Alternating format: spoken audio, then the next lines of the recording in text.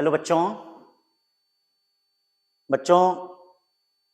Examination आपका नजदीक आ रहा है। बहुत कम दिन बचे हुए हैं।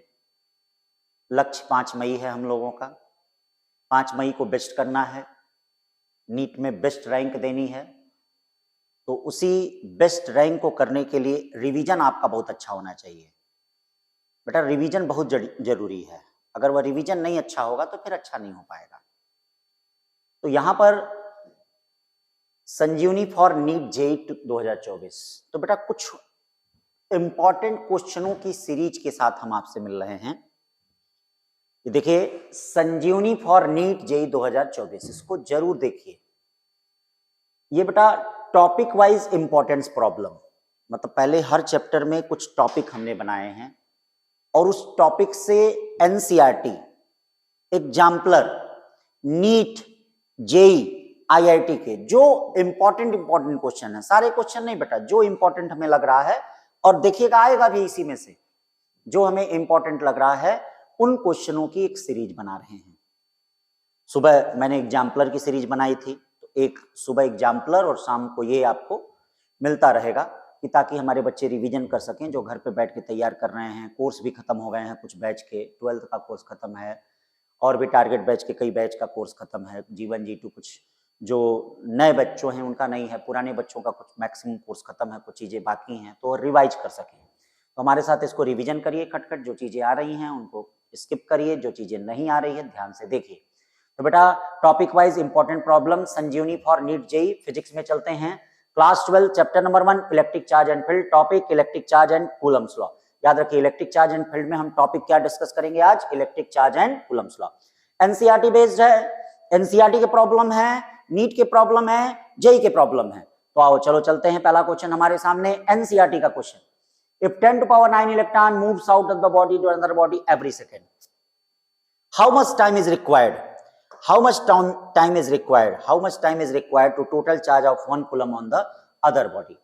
तो बेटा आप जानते हैं जैसे एक बॉडी से दूसरे बॉडी में चार्ज ट्रांसफर हो रहे हैं, ये देखिए कितने 10 टू पावर 9 हो रहे हैं। तो बेटा इस बॉडी पे चार्ज कितना आ रहा है, 1 कूलम आ रहा है। तो कहा जा रहा है कितने समय में इस पे 1 कूलम चार्ज होगा। तो ये बताओ 1 सेकेंड में कितना चार्ज, कितने इलेक्ट्रॉन हो रहे हैं, 10 टू पावर 9। तो टी टाइम में कितना हो जाएगा बेटा, टी टाइम में 10 टू पावर 9 टी हो जाएगा। चार्ज की वैल्यू कितनी दी गई है, ये देखो 1 कूलम चार्ज की वैल्यू दी गई। चार्ज की वैल्यू कितनी दी गई है, 1 कूलम। अब आपके पास क्या है, कौन सा फार्मूला, ये देखिए नंबर ऑफ इलेक्ट्रॉन्स हो गए, यानी आपके पास है Q equal to N E है। ये देखिए Q equal to N E है। एन ई का मतलब इलेक्ट्रॉनिक चार्ज, ठीक है। Q कितना है, 1। एन कितना है बेटा, याद रखिएगा एन जो है वह आपका है 10 टू पावर 9 टी है। ई का मतलब आप जानते ही हैं, तो इसका मतलब टी की वैल्यू कितनी हो जाएगी, देख लीजिए टी की वैल्यू क्या हो जाएगी। यहाँ से अगर हम टी की वैल्यू निकालते हैं तो टी की वैल्यू 1 अपॉन कितना हो जाएगा, 1 अपॉन कितना हो जाएगा, 10 to power 9 into 1.6 into 10 to power minus 90। अब इसको सॉल्व कर लेंगे, देखिएगा इसको सॉल्व कर लेंगे तो ये सेकंड में आएगा, और इस सेकंड को ठीक है इसमें ईयर में बनाना है, तो एक साल में 365, 365.25 भी लिख सकते हैं, इनटू क्या है 365 दिन, एक दिन में 24 घंटे, ठीक है, एक घंटे में 60 मिनट और 60 मिनट में 60 सेकंड होता है। अगर हम इससे डिवाइड करते हैं तो ये किस में आ जाएगा, ये ईयर में आ जाएगा। किस में आ जाएगा, ईयर में, ठीक है भाई। तो इसको ये काम कर लेना, ये आपका साल में आ जाएगा। किस में आ जाएगा, साल में आंसर आ जाएगा, ठीक है। चलते हैं फिर दूसरे क्वेश्चन की तरफ। दूसरा क्वेश्चन क्या कह रहा है बच्चों, देखना ये सब क्वेश्चन नीट में अभी तक आए नहीं है, लेकिन एनसीईआरटी में है, कभी ना कभी जरूर पूछे जाएंगे। How much positive and negative charge is there in 1 cup of water, मतलब 1 कप पानी में कितना पॉजिटिव और नेगेटिव चार्ज होता है बेटा, 1 कप पानी में। ध्यान दीजिएगा 1 कप पानी में कितना नेगेटिव और कितना पॉजिटिव चार्ज होता है, 1 कप पानी में, बात समझ रहे हो ना। तो आइए 1 कप पानी में, तो 1 कप पानी एनसीईआरटी में लगभग 250 ग्राम एज्यूम किया जाता है। ये देखिए 250 ग्राम एज्यूम किया जाता है। तो इसके लिए सबसे पहली चीज ये देखिए, सबसे पहली चीज ये देखने का मतलब क्या है, आप ये देखिए कि पानी का मतलब क्या है, H2O। H2O का मॉलिक्यूलर वेट कितना होगा, 2 इसका 16 इसका, इसका मतलब 18 हो जाएगा। ये बताइए 18 ग्राम में कितना नंबर ऑफ मॉलिक्यूल्स है, 6.023 इंटू 10 टू पावर 23। 1 ग्राम में कितना हो जाएगा 6.023 इंटू 10⁻23 अपॉन कितना हो जाएगा 18। फिर 250 ग्राम में कितना हो जाएगा, ये देखिए 250 ग्राम में कितना हो जाएगा 6.023 इंटू 10⁻23 अपॉन 18 इंटू 250। ये देखिए हमने ये निकाल लिया कि जो 250 ग्राम पानी है इसमें कितना वाटर मॉलिक्यूल है। ये देखिए 250 ग्राम में कितने वाटर मॉलिक्यूल हैं 6.023 इंटू 10⁻23 इंटू 250 अपॉन 18 है, ये वाटर मॉलिक्यूल है।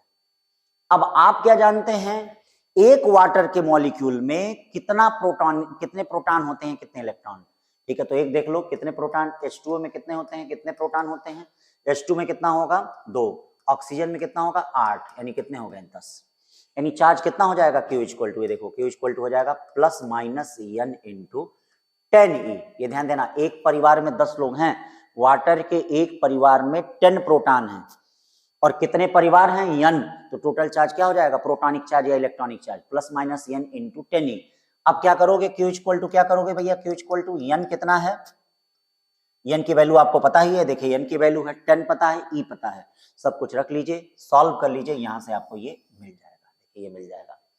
ठीक है ना भाई, चलिए अब इसके बाद चलते हैं तीसरे क्वेश्चन पे। देखिए एनसीईआरटी से रिलेटेड है, मैंने आपसे कहा है कि बेटा इंपॉर्टेंट क्वेश्चन एनसीईआरटी के जो पॉसिबल हैं, जो आ सकते हैं, वह एनसीईआरटी के प्रॉब्लम को हम डिस्कस कर रहे हैं, साथ में नीट के भी क्वेश्चन को, साथ में जेई के भी क्वेश्चन को डिस्कस करेंगे। ठीक है बेटा, तो टॉपिक वाइज ये आपको मिलेगा, हाँ साथ में तीनों चीजें एक जगह पे एक साथ मिलेंगी, टॉपिक वाइज मिलेंगे बेटा।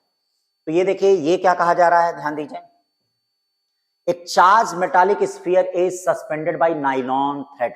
देखिएगा चार्ज मेटालिक स्फीयर है, ये नाइलॉन थ्रेड से क्या है ये लटका हुआ है। मान लेते हैं इस पे चार्ज Q1 है और इस पे चार्ज कितना है, ये देखो इस पे चार्ज क्या है Q2 है।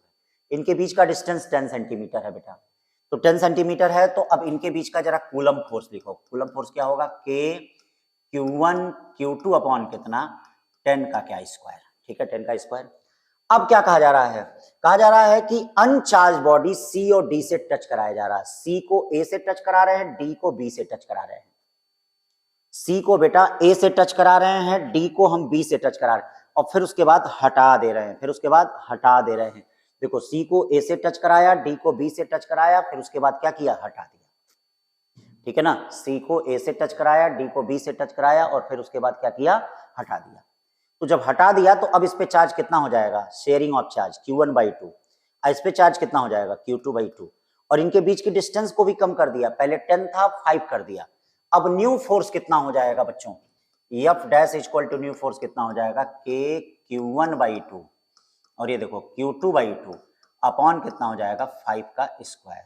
अब इन दोनों को डिवाइड कर लो, इन दोनों को डिवाइड कर लो, तो ये देखो सब कुछ कैंसिल हो जा रहा है यहाँ पे। ठीक है ना, सब कुछ कैंसिल हो जा रहा है, तो इसका मतलब F डैश इक्वल टू कितना रह रहा है, F रह रहा है। तो F डैश इक्वल टू, देखो कहने में इतना बड़ा क्वेश्चन है लेकिन सोल्यूशन बहुत छोटा है।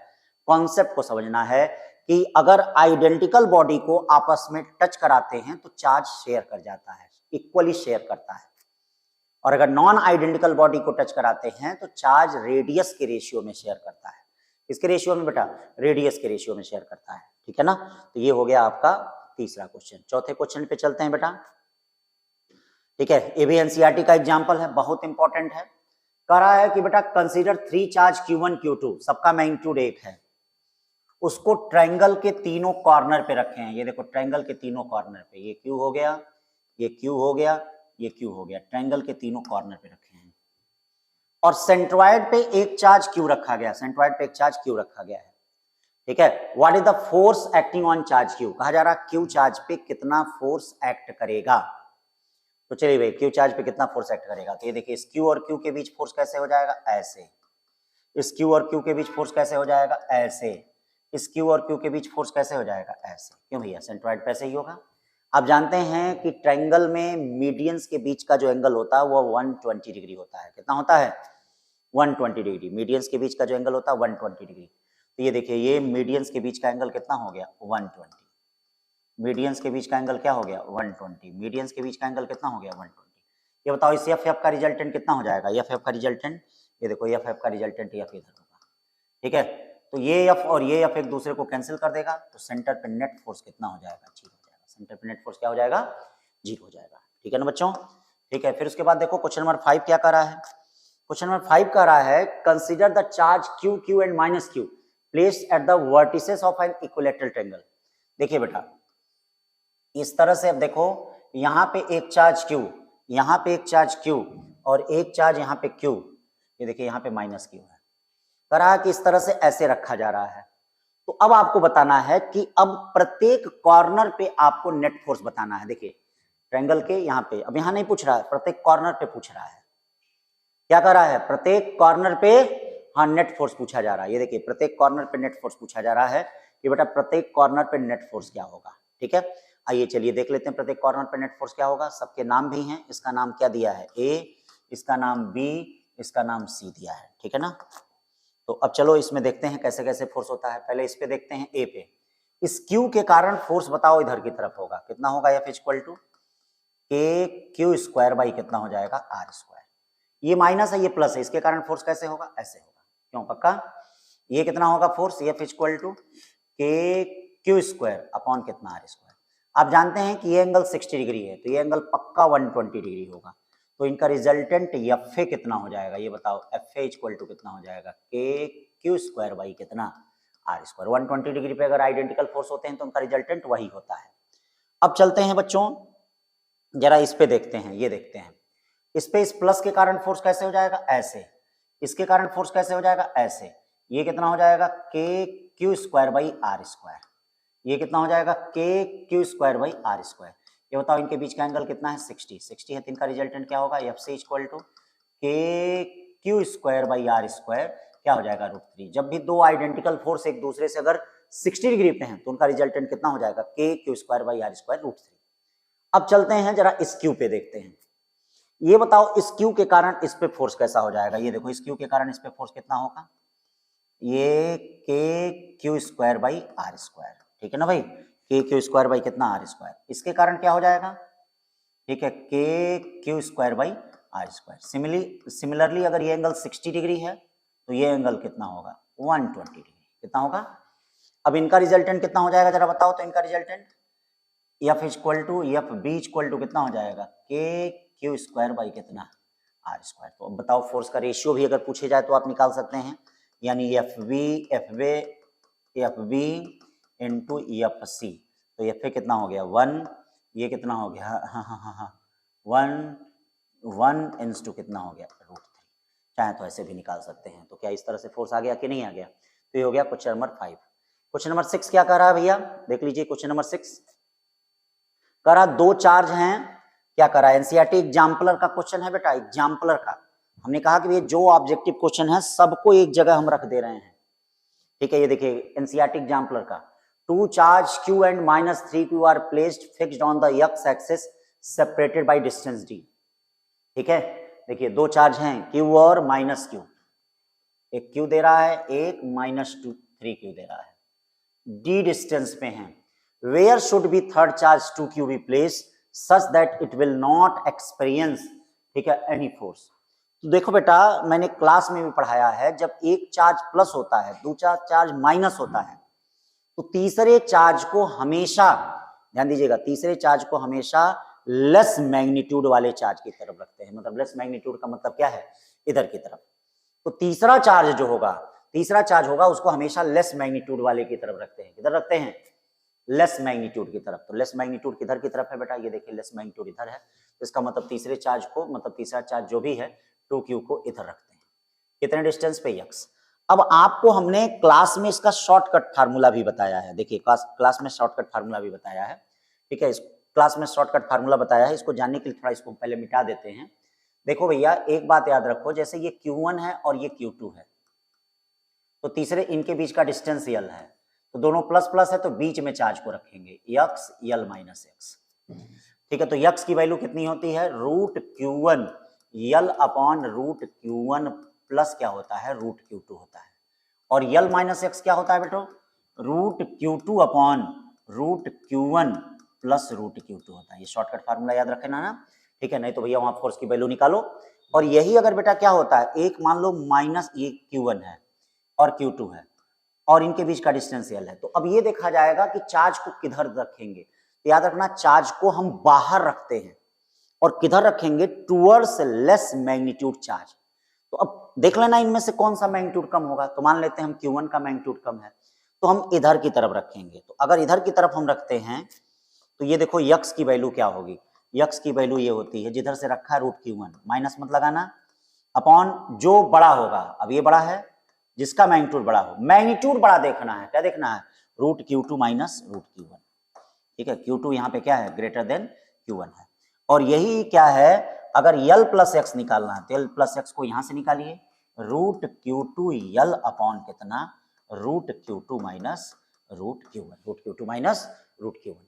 तो प्लस प्लस चार्ज के लिए न्यूट्रल पॉइंट बीच में मिलता है, प्लस और माइनस चार्ज के लिए न्यूट्रल पॉइंट बाहर मिलता है, किधर मिलता है, टुवर्ड्स लेस मैग्नीट्यूड चार्ज। अब इस क्वेश्चन को तुरंत चुटकी बजा के लगा सकते हो, कैसे लगा सकते हो भाई, वैसे ही हमने देख लिया ये Q है, ये -3Q है, तो बोल भाई किधर रखेंगे, हाँ इधर रखेंगे। ठीक है, इधर का मैग्नीट्यूड कम है ना, इधर का मैग्नीट्यूड, इसका नहीं कम है, तो ये यक्स रखेंगे, इधर रखते हैं, चलो इसको इधर रखते हैं, तो यक्स की वैल्यू कितनी हो जाएगी, यक्स की वैल्यू यहाँ से √Q, ठीक है, D अपॉन क्या, ये मैग्नीट्यूड बड़ा है, माइनस मत लगाना, और माइनस क्या हो जाएगा, √Q। तो अब बताओ यक्स इक्वल टू क्या हो जाएगा, D अपॉन √3 - 1। अब देखो ऑप्शन में दिया नहीं है, लेकिन घबराना मत, हाँ हाँ मैथ्स है भैया, तो √3 + 1 से ऊपर नीचे मल्टीप्लाई कर दो, ये देखो, ठीक है, √3 + 1 से ऊपर नीचे मल्टीप्लाई कर दो, तो √3 + 1 से ऊपर नीचे मल्टीप्लाई करोगे तो ये बताओ क्या बचेगा, यक्स इक्वल टू, ये क्या हो जाएगा, D√3 + 1 अपॉन 3 में से 1 जाए कितना बचेगा, 2। तो ये आपका आंसर D/2 1 + √3 हो जाएगा, 1 + √3 हो जाएगा। ठीक है बच्चों, चलिए अगले क्वेश्चन पे चलते हैं। देखो बेटा ये भी एनसीईआरटी एग्जाम्पलर का क्वेश्चन है, बड़ा प्यारा क्वेश्चन है, बहुत प्यारा। बेटा एनसीईआरटी वह एक ऐसी चीज है कि भैया जितने कम क्वेश्चन उतने अच्छे क्वेश्चन और जबरदस्त दिया गया है, इतना ही अगर पढ़ लें तो आपका कल्याण हो जाएगा। देखिए कह रहा है 5 charge Q are place at the corner of regular pentagon of side A. 5 charge हैं जिनको रेगुलर पेंटागन के, ये देखिए पेंटागन के साइड पे क्या है, ये रखा गया है 5 चार्ज, 1 2 3 4 5, ABCD देख लो कहाँ है, करा है व्हाट विल बी, हाँ देखिएगा, what will be electric field at O the centre of pentagon. ठीक है, तो अब ये बताओ, ध्यान देना, सब पे एक एक क्वेश्चन को पहले कर लिया जाए।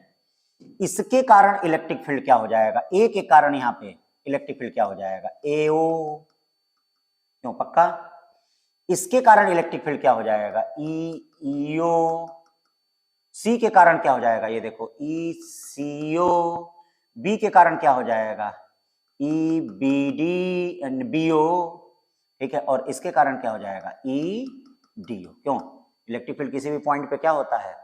तो अब ये बताओ, आप जानते हैं कम से कम 3 वेक्टर किसी पॉइंट पे अगर मिलते हैं तो उनका वेक्टर रिजल्टेंट 0 होता है। तो यहाँ कम से कम 3 नहीं है, 3 से ज्यादा 5 वेक्टर हैं, इसका मतलब पक्का है कि इनका वेक्टर रिजल्टेंट क्या होगा, 0 होगा। मतलब EAO plus EBO plus ECO plus EDO और प्लस EEO, पक्का है कि इनका वेक्टर रिजल्टेंट क्या होगा, 0 होगा बच्चों। देख लीजिए, पक्का इनका वेक्टर रिजल्टेंट क्या होगा, 0 होगा। ठीक है, तो पहले का क्या आंसर आ जाएगा, पहले का आ जाएगा कि अगर इस तरह से चार्ज रखे गए हैं तो उनका वेक्टर रिजल्टेंट क्या होगा, 0। अब क्या कह रहा है, अब बहुत अच्छा कह रहा है, ठीक है ध्यान देना, अब क्या कह रहा है, अब कह रहा है कि what will be electric field at O if the charge from one of the corner से A इज रिमूव। मतलब कहा जा रहा है कि A से अगर चार्ज को हटा दिया जाए, तो बेटा A से चार्ज को अगर हटा दिया जाएगा तो ये बताओ, अगर A से चार्ज को हटा दिया जाएगा तो इसका मतलब AO तो गायब हो जाएगा, हाँ AO तो गायब हो जाएगा। इसका मतलब क्या हो गया, EBO, बोलिएगा ECO अब प्लस EDO, ध्यान से, प्लस EEO, इसकी वैल्यू क्या हो जाएगी, 0। क्या हो जाएगी इसकी वैल्यू, 0। देखिए इसकी वैल्यू क्या हो गई, 0 हो गई। क्या क्या देख लीजिए, EBO ECO EDO EO, sorry 0 नहीं, माइनस, ये इधर जाएगा तो माइनस EAO हो जाएगा, माइनस क्या हो जाएगा, EAO। अब जब हम A पर से चार्ज को हटाएंगे, A पर से चार्ज को हटाएंगे, ध्यान दीजिएगा, जब A पर से चार्ज को हटाएंगे तो तो इसका मतलब हमारा नेट इलेक्ट्रिक फील्ड अब होगा, क्या होगा? तो नेट इलेक्ट्रिक फील्ड में क्या होगा, जब देखिए अब दूसरा है ए पर से चार्ज को हटाते हैं तो नेट इलेक्ट्रिक फील्ड क्या होगी, E B O plus E C O plus E D O और प्लस ई ई ओ, और ये देखो इसकी वैल्यू क्या है, इसकी वैल्यू बेटा क्या है, माइनस ई ए ओ है। इसका मतलब याद रखिएगा, अगर हम ए पर से चार्ज को हटा दे रहे हैं तो इलेक्ट्रिक फील्ड क्या होगा, ई ए ओ होगा, मतलब माइनस ई ए ओ। माइनस ए ओ का मतलब क्या होगा, इलेक्ट्रिक फील्ड की दिशा मतलब इलेक्ट्रिक फील्ड की दिशा ए से ओ नहीं, ओ से ए होगी। इलेक्ट्रिक फील्ड की दिशा कितनी होगी, और वही देखिए क्या होगा, 1/4 pi epsilon naught q by are square, लेकिन किस दिशा में, माइनस साइन का मतलब क्या, ओ से ए दिशा में। देखिए ओ से ए दिशा में, माइनस साइन का मतलब ओ से ए दिशा में। अब क्या कर रहा है तीसरा, what will be the electric field if O of the minus Q at A is the replaced by minus Q। ध्यान दीजिएगा, कहा जा रहा है कि अगर अब A पे माइनस Q चार्ज रख दिया जाए तो ये बताओ, जब A पे कुछ नहीं था तो इन सब के कारण कितना था, माइनस ई ए ओ था। अब A पे माइनस Q चार्ज रख दिया गया तो उसके कारण भी तो उसी दिशा में इलेक्ट्रिक फील्ड होगी। इसका मतलब तीसरे का आंसर क्या हो जाएगा, तीसरे का नेट आंसर हो जाएगा कितना, -2 हो जाएगा। ठीक है, -2 का मतलब कितना हो गया, 1/4 पाई एप्सिलॉन नॉट क्या, 2Q बाई आर स्क्वायर, किस दिशा में, O से A दिशा में। ठीक है, अब फिर क्या कर रहा है B, how would be answer to A B affected if the pentagon is replaced by n side regular polygon. तो n साइड रेगुलर पॉलीगॉन में कुछ भी हो, चाहे 6 में हो, चाहे 9 में हो, चाहे 8 में हो, किसी में भी हो भैया, आंसर में कोई भी अनअफेक्टेड होगा, आंसर वही होगा, क्योंकि आप जानते हैं कम से कम 3 वेक्टर अगर किसी भी पॉइंट पे मिलते हैं तो उनका वेक्टर रिजल्टेंट 0 होता है। ठीक है ना, तो ये इसका हो गया। अब चलते हैं 7 के बाद 8 क्वेश्चन पे। चलो बेटा 8 क्वेश्चन अब देखो नीट में आ गया, मतलब जो चार्ज और कूलम्स लॉ से रिलेटेड जो इंपॉर्टेंट क्वेश्चन हमको लग रहे हैं वो हमने क्या है यहाँ पे रख दिए हैं। ठीक है, तो अब देखो ये नीट का क्वेश्चन आ गया, क्या कर रहा है, 2 point charge A and B having charge plus Q minus Q respectively. ठीक है, कर आप पहले से 25% चार्ज अगर दूसरे में चला जा रहा है तो भैया उनके बीच का फोर्स क्या होगा। तो चलो सबसे पहले चेक करते हैं, ये देखो ये Q है, ये देखो बेटा Q है, इनके बीच का डिस्टेंस R है, बोलो फोर्स कितना होगा, F equal to K Q square by कितना हो जाएगा, R स्क्वायर। अब याद रखना इससे 25% चार्ज इसमें ट्रांसफर हो रहा है, क्यों हो रहा है कि नहीं भाई, इससे 25 इसमें हो रहा है, देखना ये माइनस Q है तो बेटा इस पे कितना बचेगा, ठीक है 25 जाएगा तो 3Q/4 और यहाँ कितना बचेगा, -3Q/4। अब बताना नया फोर्स कितना हो जाएगा, F dash equal to K 3Q/4 और ये कितना हो गया 3Q/4 अपॉन R स्क्वायर। दोनों को डिवाइड कर दो इसको, तो इसका मतलब F डैश इक्वल टू क्या हो जाएगा, 9F कितना हो जाएगा 16। मतलब कौन सा ऑप्शन होगा, C वाला। ठीक है, छोटी छोटी चीजों को देखते रहें। तो उसके बाद देखो बेटा क्वेश्चन नंबर 9, ये भी एनसीईआरटी एग्जाम्पलर से ही लिया गया है, नीट का प्रॉब्लम है, ध्यान दीजिएगा नीट का प्रॉब्लम है, 2017 में आया है। क्या कहा जा रहा है, suppose the charge of A proton and electron differ slightly. ध्यान दीजिएगा, कहा जा रहा है कि प्रोटॉन और इलेक्ट्रॉन का चार्ज जो है differ slightly, one of them minus C, one of them is minus C and other e plus delta e. Other कितना है, ई प्लस डेल्टा ई है। तो इसका मतलब क्या होगा, आप जानते हैं बेटा excess and deficiency of electron is called charge. इसका मतलब चार्ज की वैल्यू कितनी होगी, ध्यान दो चार्ज की वैल्यू क्या होगी, चार्ज की वैल्यू होगी -E प्लस डेल्टा ई। देखो ई कट गया, इसका मतलब चार्ज जो आ गया वह कितना आ गया, डेल्टा ई आ गया। ध्यान देना क्वेश्चन में क्या छिपा हुआ है, चार्ज की वैल्यू क्या गई, डेल्टा ई आ गई। अब क्या जा रहा है, if the net of electrostatic force and gravitational force between 2 hydrogen atoms. देखिएगा 2 हाइड्रोजन एटम है, तो एक हाइड्रोजन एटम मान लो ये है, एक हाइड्रोजन एटम ये है, इस पे चार्ज कितना है, Q है, Q है, इसका मास कितना है MH, इसका मास कितना है MH। ठीक है, करा कि इलेक्ट्रोस्टैटिक फोर्स और ग्रेविटेशनल फोर्स एक दूसरे को बैलेंस कर रहा है। इसका मतलब अगर बैलेंस कर रहा है तो इसका मतलब ग्रेविटेशनल फोर्स और इलेक्ट्रोस्टैटिक फोर्स दोनों आपस में बराबर हैं। ये देखो ग्रेविटेशनल फोर्स और इलेक्ट्रोस्टैटिक फोर्स दोनों आपस में बराबर है। तो ग्रेविटेशनल फोर्स कितना होता है G, ठीक है, MH by R square. Electrostatic force कितना हो गया 1/4πε0 delta E by are square से आर स्क्वायर कट गया। अब देखिए भैया यहां से आपको डेल्टा ई की वैल्यू निकालनी है। किसकी वैल्यू निकालनी है? डेल्टा ई की। तो देखो डेल्टा ई की वैल्यू निकालनी है तो डेल्टा ई का स्क्वायर इक्वल टू क्या हो जाएगा? जी 4πε0 mh का स्क्वायर। ठीक है ना बेटा। या डेल्टा ई की वैल्यू कितनी हो जाएगी? रूट में जी 4πε0 और ये क्या हो जाएगा? mh का स्क्वायर। तो अब देखिए यहाँ से mh की वैल्यू ले लीजिए, 4πε0 की वैल्यू ले लीजिए, g की वैल्यू ले लीजिए, सब की वैल्यू ले लीजिए, रखिए, आपको ऑर्डर यहाँ पे मिल जाएगा 10⁻⁻37। ठीक है ना। फिर चलते हैं बच्चा लोग 9 के बाद 10 पे चलते हैं। 10 क्या कह रहा है? बड़ा प्यारा क्वेश्चन है। ठीक है, ये आपका बेटा जेई का क्वेश्चन है जिसको रिपीट किया है इसने। हाँ, जेई का पुराना क्वेश्चन है। क्या कहा जा रहा है कि एक सस्पेंशन पॉइंट है, देख लो ये एक सस्पेंशन पॉइंट है, इससे देखो एक चार्ज बॉब लटका है, एक चार्ज बॉब यहाँ लटका है। ठीक है बेटा, इनके बीच का डिस्टेंस मान लो यक्स है, ये इनका एंगल थीटा है, ये इनका एंगल थीटा है। तो कहा जा रहा है कि बेटा इसमें चार्ज लीक कर रहा है। तो चार्ज लीक कर रहा है तो सोच के बताओ, अगर चार्ज लीक करेगा तो रिपल्सिव फोर्स धीरे धीरे क्या होगा? कम। और रिपल्सिव फोर्स धीरे धीरे कम होगा तो इसका मतलब ये चार्ज बॉडी क्या होगी? एक दूसरे के नजदीक आएगी। तो कह रहा चार्ज कांस्टेंट रेट से लीक कर रहा है, चार्ज जो है कांस्टेंट रेट से लीक कर रहा है। तो आपसे कहा जा रहा है कि बेटा वेलोसिटी और एक्स के बीच क्या रिलेशन होगा। तो यहां ध्यान दीजिए, चार्ज अगर लीक करेगा तो चार्ज लीक करेगा तो पहले हम क्या करते हैं, इस पे जरा देख लेते हैं कि एंगल थीटा की वैल्यू क्या आएगी।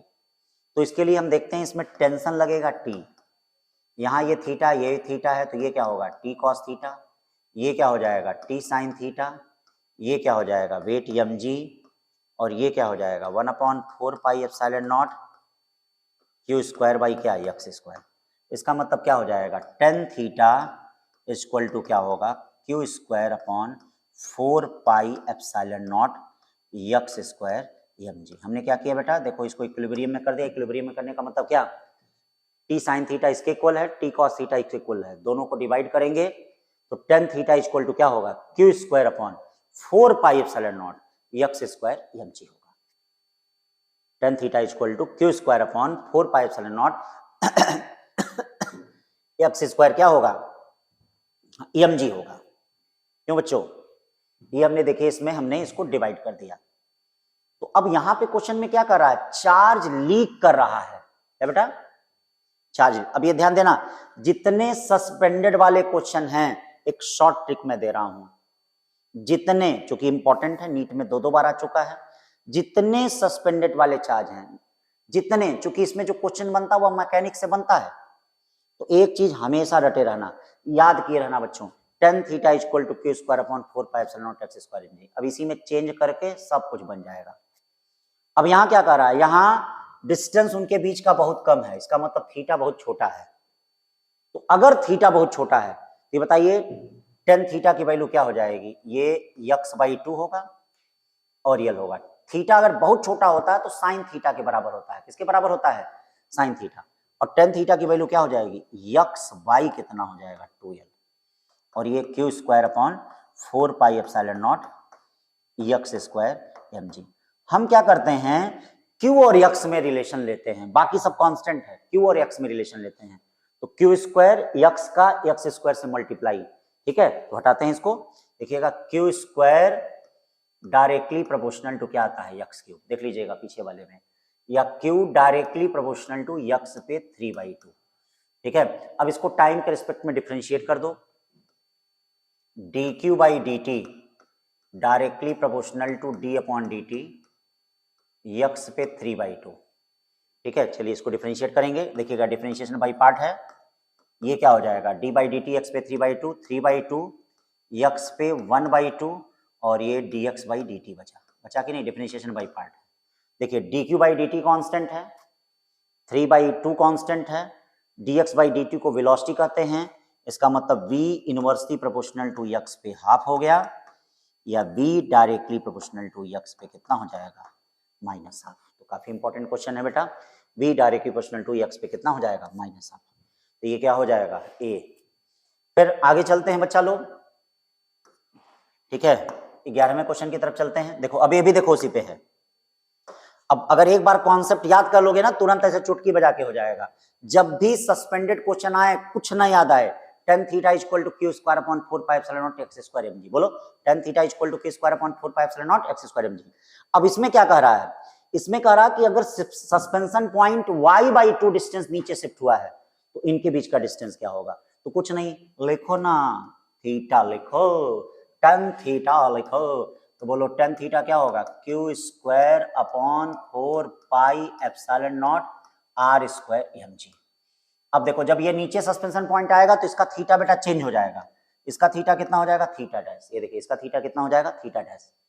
तो बोलिए tan theta dash equal to क्या हो जाएगा, बोलो q square upon 4 pi epsilon naught r dash का स्क्वायर mg। ऐसा करो, दोनों को डिवाइड कर दो, tan theta upon tan theta dash, और ये क्या हो जाएगा, आर डैश का स्क्वायर अपॉन कितना, आर स्क्वायर। देखिए आर डैश का स्क्वायर अपॉन कितना हो जाएगा, आर स्क्वायर, आर डैश का स्क्वायर अपॉन आर स्क्वायर।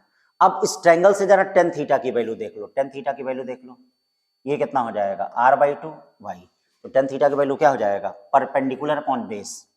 यहाँ थीटा छोटा नहीं है, हाँ, tan थीटा डैश की वैल्यू देख लो, r डैश अपॉन 2, ये देखो, और y अपॉन 2, क्यों, r डैश अपॉन 2 और y डैश अपॉन 2। ये देखिए r डैश का स्क्वायर अपॉन आर स्क्वायर, ठीक है। ये क्या हो जाएगा भैया, r का r से मल्टीप्लाई करें, ये देखिए y डैश नहीं है, y से y भी कट गया, r का r क्यूब से मल्टीप्लाई करें, r डैश का ये, तो r dash cube equal to क्या होगा, r क्यूब अपॉन 2, दोनों तरफ क्यूब रूट लें, r अपॉन 2 पे कितना हो जाएगा, 1/3। तो 2 पे 1/3 का मतलब क्या हो गया, 2 पे 1/3 का मतलब ये वाला है, डी वाला ऑप्शन, ठीक है ना। देखिए एक चीज को देखते रहें बेटा, कैसे सीरीज चल रही है उसको ध्यान दें। जितना अच्छे से ध्यान देंगे बेटा उतना अच्छे से आपके क्वेश्चन होंगे। जैसे जैसे ये फोर्स के क्वेश्चन हैं, जो इक्विलिब्रियम के क्वेश्चन हैं, उसको ध्यान दें। ये देखो क्या कर रहा है बेटा, 2 positive ions each carrying a charge q are separated by distance d। ध्यान दीजिएगा, 2 पॉजिटिव आयंस हैं, ठीक है ना। ये देखिए ये q है, ये क्या है, q है, d डिस्टेंस पे है, ठीक है। करा कि इनमें से नंबर ऑफ इलेक्ट्रॉन मिसिंग बताना है, ठीक है, नंबर ऑफ इलेक्ट्रॉन मिसिंग। तो बेटा आप जानते हो 2 चार्ज अगर रखे हैं तो उन पे फोर्स कितना होगा, 1/4 pi epsilon naught Q square by कितना हो जाएगा, D square. Quantization of charge से आपको पता होगा क्यू की वैल्यू कितनी होती है बच्चा लोग, एन। चलिए क्यू की वैल्यू एन रख देते हैं, तो 1/4 पाई एप्सिलॉन नॉट, ये बोलो N square E square upon क्या हो गया, D square. N square E square upon क्या होगा, डी स्क्वायर हो जाएगा। तो अब यहाँ से एन की वैल्यू आप निकाल सकते हैं, तो बोलिए एन स्क्वायर की वैल्यू क्या हो जाएगी, 4 pi epsilon not F D square upon E square, या एन की वैल्यू क्या हो जाएगी, 4 pi epsilon not F D square upon E square. फिर उसके बाद चलते हैं बेटा 13 question. 13 question, when air is replaced by dielectric medium of constant k, the maximum force of attraction। तो बताइए भाई, अगर k से रिप्लेस कर दिया जाए तो मैक्सिमम फोर्स ऑफ अट्रैक्शन क्या हो जाएगा, क्या हो जाएगा, maximum force of attraction k times decrease कर जाएगा, ठीक है ना। फिर ये देखिए, a charge is q placed at the centre of line joining of 2 charge, the system of 3 charge will be in equilibrium if q is equal to. तो मान लो बेटा 2 चार्जों के बीच में अगर किसी तीसरे चार्ज को रखना हो, जैसे एक चार्ज q1 हो, एक चार्ज q2 हो, इसके बीच में किसी तीसरे चार्ज को रखना है, तो इसकी वैल्यू के लिए शॉर्टकट याद किया रहो, q1 q2 अपॉन क्या, root q1 plus root q2 का क्या, होल स्क्वायर। ये शॉर्टकट याद किए रहो, ठीक है। तो अब देख लो q1 q2 की वैल्यू कितनी है, q1 q2 की वैल्यू क्या है, minus q upon root q plus root q का होल स्क्वायर, या क्या हो जाएगा, माइनस q बाई कितना, 4, माइनस q बाई 4। तो इसका कितना हो जाएगा, 14 का a।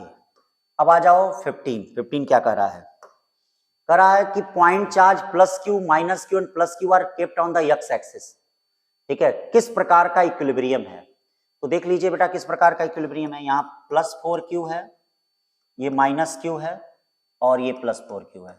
सुबह ही अभी आज हमने बताया था, मतलब आज ही के लेक्चर में जब एग्जाम्पलर में हम पढ़े थे, तो स्टेबल इक्विलिब्रियम, अनस्टेबल इक्विलिब्रियम और न्यूट्रल इक्विलिब्रियम के बारे में हम लोग पढ़े थे।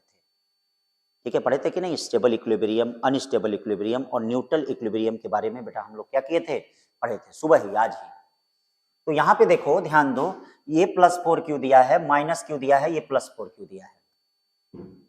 ठीक है बेटा, +4 क्यों दिया है, माइनस क्यों दिया है और ये क्या दिया है, +4 क्यों दिया है। तो कहा जा रहा है कि ये सारे चार्ज कैसे हैं। तो ये बताओ, अगर इस -q चार्ज को इधर की तरफ हम ये करेंगे तो ये -q चार्ज इधर जाके चिपक जाएगा। इस -q चार्ज को इधर करेंगे तो ये प्लस वाले से चिपक जाएगा। इस +q को इधर शिफ्ट करेंगे, इस माइनस के साथ चिपक जाएगा। इस प्लस को इधर शिफ्ट करेंगे, इधर की तरफ चिपक जाएगा। इसका मतलब क्या है, ये सारे जो हैं जिस डायरेक्शन में डिस्प्लेस कर रहे हैं उसी डायरेक्शन में चले जा रहे हैं, और जिस डायरेक्शन में डिस्प्लेस करें उसी डायरेक्शन में अगर चले जाते हैं तो भैया वह कौन सी इक्विलिब्रियम होती है, वह इक्विलिब्रियम होती है क्या क्या क्या क्या, अनस्टेबल। तो all of the charge in unstable equilibrium. ठीक है, फिर उसके बाद चलते हैं हम, देखिए अब जेई में आ रहे हैं। देखिए हमने तीन को फॉलो करें बेटा, 3 नहीं 4, एनसीईआरटी, एग्जाम्पलर, नीट और जेई।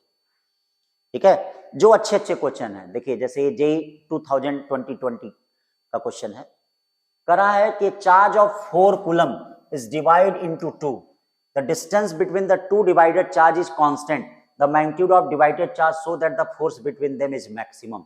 मतलब उनके बीच का फोर्स मैक्सिमम हो। याद रखना, जब दो चार्जों को हम इक्वली डिवाइड कर देते हैं, अभी देख लो, जैसे फोर्स क्या होता है, दो चार्जों का प्रोडक्ट। अब देख लो किसका प्रोडक्ट मैक्सिमम होगा। देखो 1 × 3 3 ये हो रहा है, 0 × 4 0 हो रहा है, और ये देखो 2 और 2 कितना होता है 4, और 2.5 और 1.5 का मल्टीप्लाई करोगे तो कम आएगा। तो ये खुद देख लो, जब इक्वली हम डिस्ट्रीब्यूट करते हैं तो उस कंडीशन में मैक्सिमम फोर्स लगता है। यानी किसी भी चार्ज को अगर इक्वली डिस्ट्रीब्यूट करें तो उनके बीच मैक्सिमम फोर्स लगेगा। तो बेटा इसका आंसर कौन सा है, बी। कौन सा आंसर है बच्चा लोग, बी। फिर 17 में आते हैं, क्या करा 17, देखिए 17 करा बेटा, 2 आइडेंटिकल मेटालिक स्फीयर। देखिएगा 2 आइडेंटिकल मेटालिक स्फीयर, ठीक है, 2 आइडेंटिकल क्या है, मेटालिक स्फीयर है बच्चा लोग, placed at a certain distance in air, repel each other with the force of F, with the force of another identical uncharged sphere C, placed in contact with A and then contact with B and finally placed at the midpoint of sphere A and B. The force experienced by the sphere C. तो देखो बेटा पहले क्या है, ये दो sphere है, identical है, ठीक है, identical metallic sphere, force F, मतलब इस पे चार्ज Q है, इस पे चार्ज Q है, इनके बीच का फोर्स लिख लेते हैं इधर, F इक्वल टू क्या लिख लेते हैं, KQ² अपॉन कितना, R² लिख दिया। अब तीसरे को इससे टच कराया, बोलो भैया इससे टच कराया, तो जब इससे टच कराया तो ये बताइए तीसरे को जब टच कराया तो इस पे चार्ज कितना आ गया, Q/2 आ गया, ठीक है, और उस पे कितना आ गया, Q/2। फिर इससे टच कराया तो इस पे कितना आ गया, 3Q/4, ठीक है, और इस पे बीच में रख दिया 3Q/4, उस पे भी आ गया। तो समझे हो ना कैसे है, क्योंकि भाई याद रखिएगा जब हम दो बॉडी को आपस में टच कराते हैं तो चार्ज क्या होता है, इक्वली शेयर करता है। कैसे शेयर करता है, इक्वली, ठीक है। तो याद रखिएगा अगर तीसरी बॉडी पे कोई चार्ज नहीं था, जैसे इस पे चार्ज 0 है, तो जब हमने इसको इससे टच कराया तो चार्ज एवरेज हो गया। एवरेज होने का मतलब इस पे Q/2 चार्ज हो गया, इस पे Q/2। फिर Q/2 वाले को Q के साथ टच कराया तो इस पे चार्ज कितना हो गया, 3Q/4, इस पे चार्ज कितना हो गया, 3Q/4, ठीक। अब क्या हो गया, इस पे हमको फोर्स निकालना है, तो ये बताइए इसके कारण इस पे फोर्स क्या हो जाएगा, ये देखिए इसके कारण फोर्स क्या हो गया, F1 = KQ/2 3Q/4 upon R² कितना 4। इसके कारण इधर फोर्स हो गया, F2 = क्या हो गया, K 3Q/4 अपॉन क्या हो जाएगा, R² कितना 4। चलिए भाई ये इससे कट गया, ये इससे कट गया, ठीक है, दोनों फोर्स एक दूसरे के अपोजिट हैं, कौन ज्यादा बड़ा लग रहा है, 339, ये वाला ज्यादा बड़ा लग रहा है क्या, ज्यादा बड़ा लग रहा है। तो अब इसमें से हम क्या करते हैं, इसको माइनस करते हैं, तो जब इसको माइनस करेंगे तो ये बताइए नेट फोर्स क्या आ जाएगा, F'=F2 - F1। F2 - F1 का मतलब क्या हो गया, 9/4 में से 6/4 गया, 9/4 में से 6/4 गया, 3/4 आया, कितना आ गया 3/4 के क्यू बाई, अब बताओ इसकी वैल्यू क्या है, K Q by are square की वैल्यू क्या है, एफ है, यानी क्या हो गया 3f/4। ठीक है ना बेटा, तो ये हो गया 17 का कौन सा, बी। फिर चलते हैं 18 पे। 18 बड़ा प्यारा क्वेश्चन फिर आ गया। देखिए देखिए सब एनसीईआरटी से रिलेटेड है, जेई में भी जो आ रहा है, अब इस टाइप का क्वेश्चन हम लोग एनसीईआरटी में कर चुके हैं, सब एनसीईआरटी से रिलेटेड है। क्या कर रहा है, two particle A and B having charge 20 microcoulomb and -5 microcoulomb. देखिए इसका क्या है 20 माइक्रोकूलम और इसका क्या है -5 माइक्रोकूलम। ठीक है, ये क्या है भैया, सेपरेशन इनके बीच का 5 है। करा है what position of third charge particle should be placed so that it does not experience A net force. तो ये एक बात याद रखना बेटा, अगर एक प्लस है और एक माइनस है तो तीसरे चार्ज को हमेशा बाहर की तरफ रखते हैं। किधर बाहर की तरफ, टुवर्ड्स लेस मैग्नीट्यूड चार्ज। इसका मतलब टुवर्ड्स लेस मैग्नीट्यूड चार्ज, मतलब इससे कितने डिस्टेंस पे, यक्स।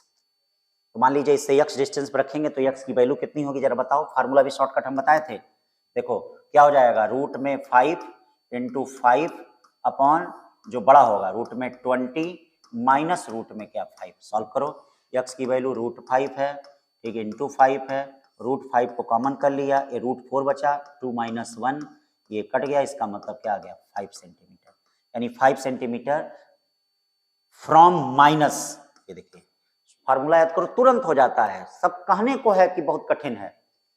पहला चीज देखिए कॉन्सेप्ट, भाई देखिए हमारी सीरीज तभी काम आएगी जो हम डिस्कस कर रहे हैं, क्योंकि कॉन्सेप्ट जब आप पढ़े रहेंगे, जब आप पढ़े रहेंगे तो हमारे साथ बड़ा तेजी से रिवीजन कर सकते हैं। क्योंकि बेटा पढ़ाना अलग चीज है, जैसे मैं क्वेश्चन केवल डिस्कस कर रहा हूं ताकि आप इस बीच में, ठीक है, क्वेश्चन करते रहें।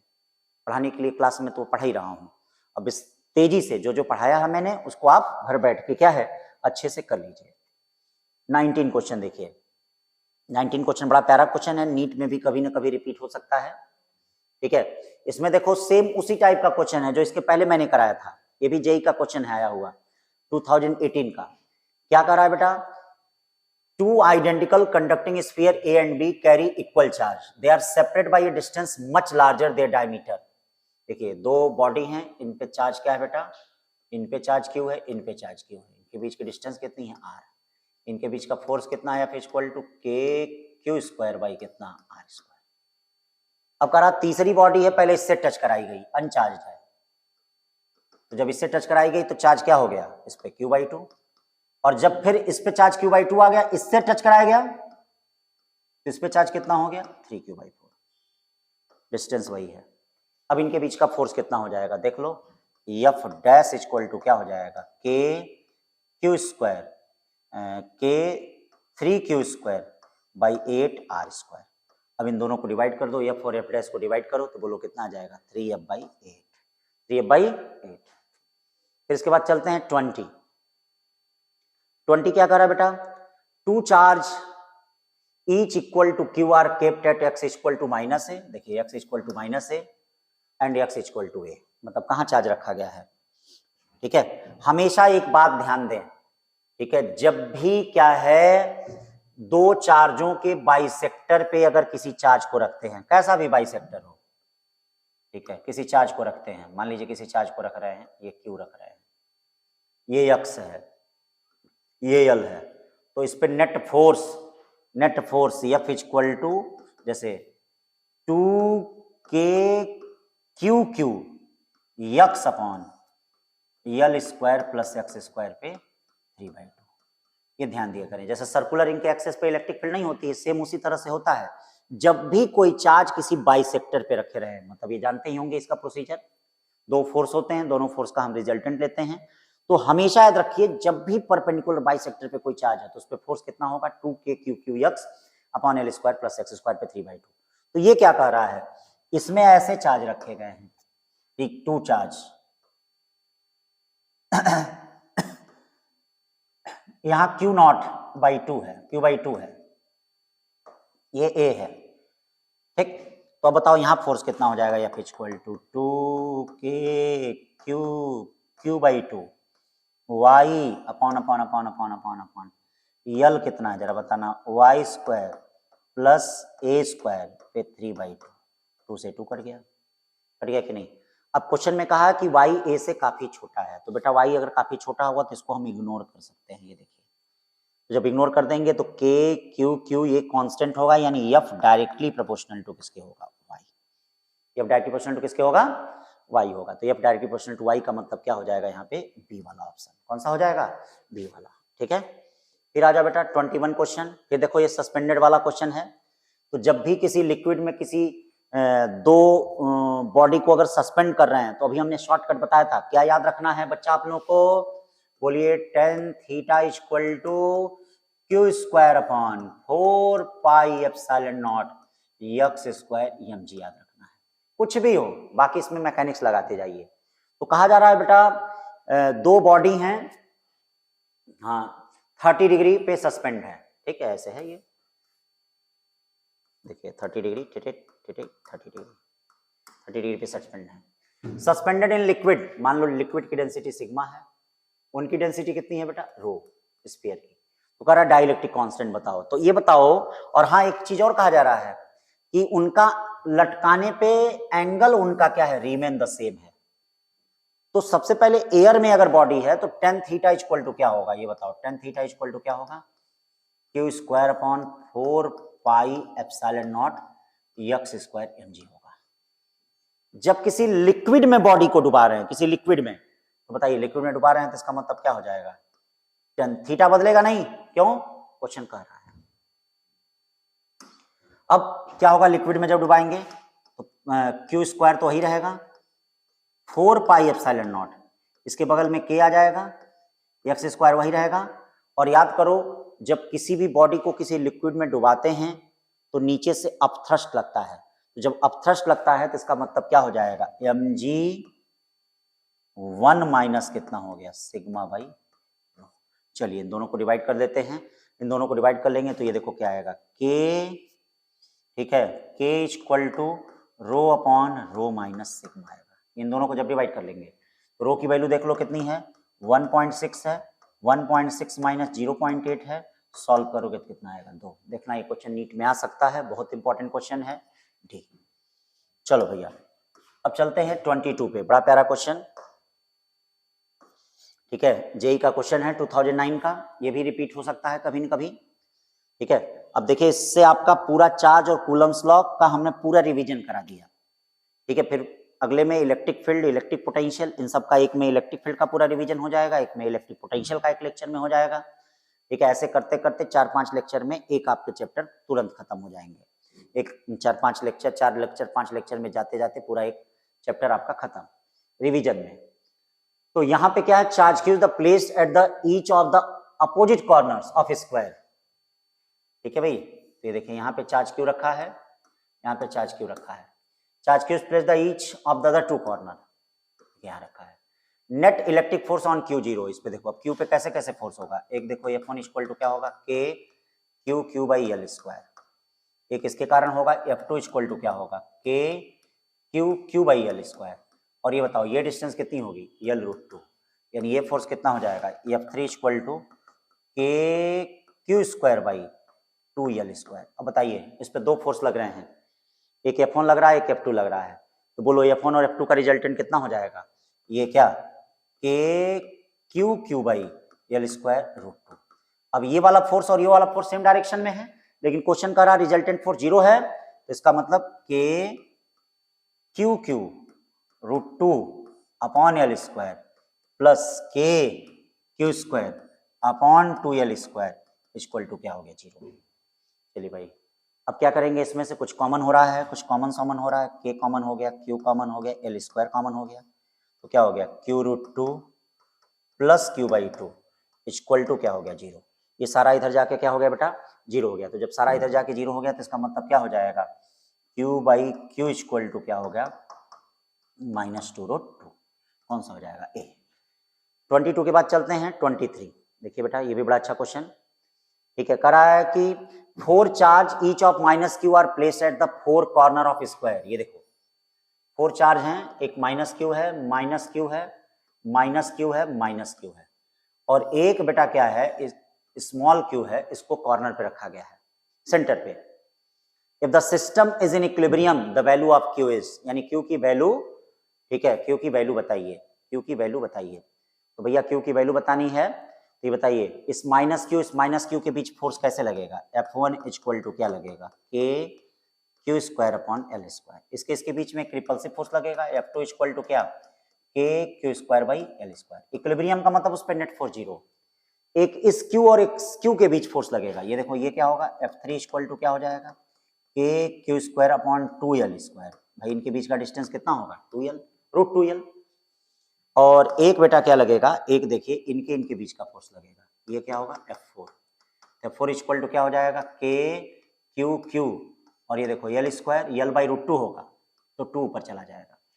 अब इनका वेक्टर सम करना है तो पहले इनको सॉल्व कर लीजिए। इनको सॉल्व कर लेंगे तो क्या हो जाएगा? K Q square by L square root 2। अब देखो ये फोर्स इधर है और ये फोर्स इधर है तो इसका मतलब क्या हो जाएगा? वेक्टर सम क्या हो जाएगा? बोलिए, K Q square by 2l square plus K Q square by L square root 2, और ये देखो ये अपोजिट है, minus K Q Q 2 by L square equal to क्या हो गया? 0। या सॉल्व करेंगे यहाँ से तो क्यू इक्वल टू क्या आ जाएगा? क्यू बाई 4, ठीक है, 2 रूट 2 प्लस 1 हो जाएगा। याद रखना अगर चारों माइनस है तो बीच वाला क्या होगा? प्लस होगा। बीच वाला क्या होगा? प्लस होगा। तो ये बी। 23 के बाद 24 पे चलते हैं बच्चों। 24 क्या कह रहा है?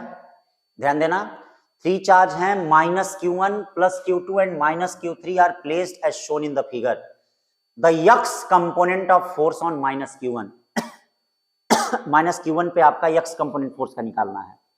तो बच्चों ये बताओ, ये माइनस Q1 और प्लस Q2 के बीच फोर्स कैसे लगेगा? ऐसे, यानी F1 इक्वल टू क्या हो जाएगा? के Q1 Q2 बाई कितना? b का स्क्वायर। ये बताइए माइनस Q3 और माइनस Q1 के बीच फोर्स कैसे लगेगा? ये देखिए ऐसे, F2 इक्वल टू क्या? के Q1 Q3 अपॉन a का स्क्वायर। ये देखिए ये एंगल थीटा है तो बेटा क्या होगा? याद रखना ये भी एंगल थीटा होगा। अब आपको x कंपोनेंट फोर्स का बताना है, यानी F2 को दो कंपोनेंट में रिजॉल्व करना पड़ेगा। ये बताओ थीटा के पास वाला क्या होगा? F2 cos theta. थीटा से दूर वाला क्या होगा? F2 sin theta. इसका मतलब इसका x कंपोनेंट कितना हो जाएगा? बोलो, इसका x कंपोनेंट हो जाएगा बच्चा लोग क्या? F1 plus F2 sin theta, यानी Fx इक्वल टू क्या हो जाएगा? F1 कितना हो जाएगा?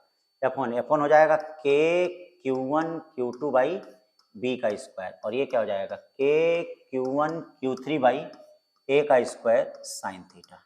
चलिए कुछ कॉमन समान हो रहा है? हाँ कॉमन हो रहा है।